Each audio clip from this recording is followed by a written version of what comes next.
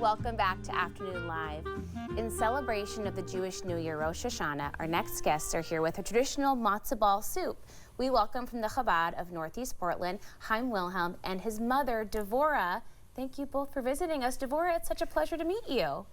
It's wonderful to be here. This is a very exciting week. Let's talk about some of the traditional foods that we use to celebrate this very important holiday. So Rosh Hashanah, just want to make one comment, it's our birthday. It's the day God created man.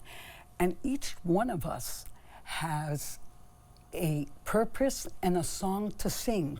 And each of one of us is an original. No two people are the same. That's so beautiful. So it's our birthday all together. Everybody's. But on your own birthday, in the Jewish tradition, we celebrate it because this is the day that God said the world can't exist without you. And we have a lot of customs for our own birthdays too. Sure. But for the birthday of the world, there's different customs, and it's the birthday of humanity. Okay.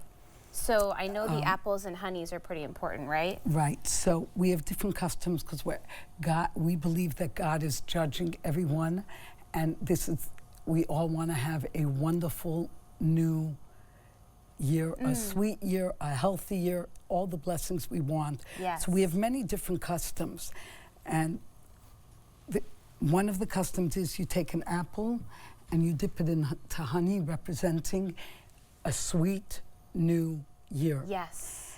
Another custom is we eat carrots. Carrots in Hebrew means to multiply.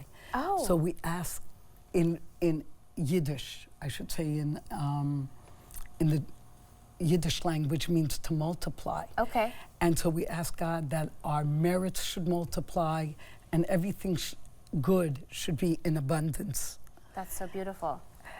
And then we also eat the head of a fish, that we should be at the head and not at the tail. Okay. And then there's just a fun thing is some people eat celery so that they should have a raise in their salary. Now I like that. That sounds great.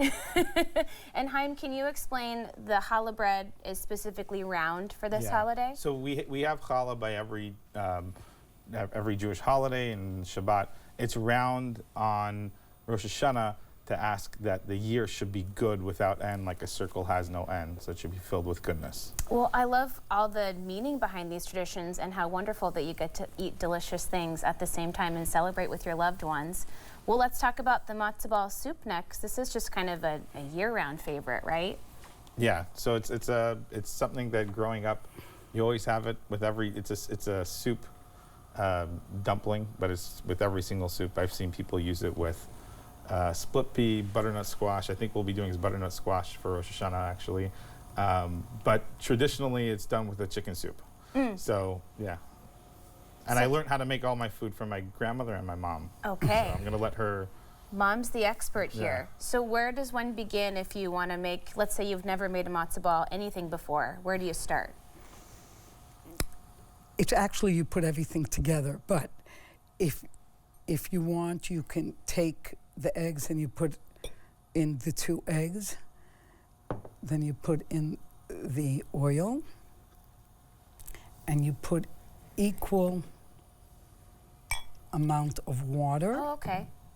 See, this I don't do. This And is what instead of water, you could use seltzer, and it makes it fluffier.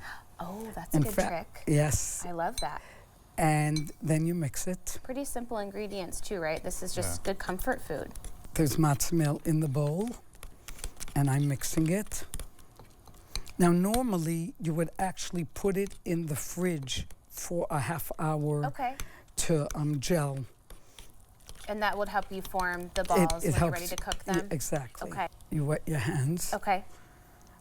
And you make the matzo balls. Easy as that. And then how long do they take to cook usually? You simmer them for a half hour. Okay.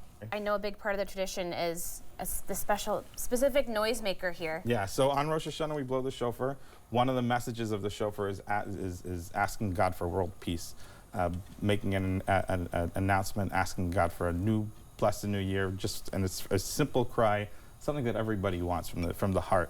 And so, if it's okay, I'll finish off with a little shofar blast. Let's do it. I heard something beautiful last week, that God, when He created us, He blew a soul into us. Each of us, wow. each and every one of us has a godly soul. Okay. And we, just like He blew the soul into us, we blow the shofar, and that's the sound of the soul. That's a beautiful sentiment to kick off this new year. Yeah. So we'll try it out. Okay.